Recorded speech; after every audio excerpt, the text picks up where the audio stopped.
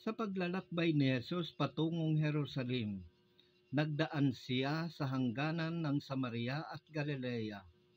Nang papasok na siya sa isang nayon, siya'y sinalubong ng 10 kitungin.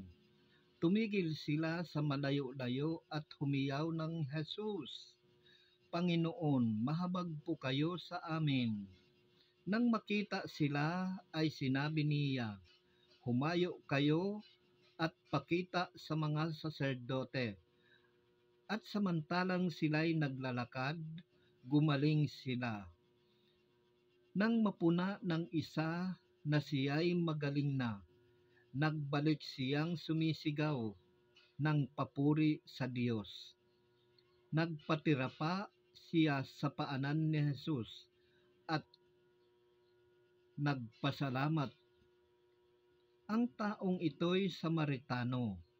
"Hindi ba 10 ang gumaling?" tanong ni Jesus. "Nasaan ang siyam? Wala bang nagbalik at nagpuri sa Diyos, kundi ang dayuhang ito?" Sinabi ni Jesus sa kanya, "Tumindig ka't humayo sa iyong lakad. Pinagaling ka dahil sa iyong pananalig." Yan po mga kapatid ang mabuting balita ng Panginoon. Ang mabuting balita ng kaligtasan. Purihin natin ang Diyos, purihin natin ang Panginoong Jesus.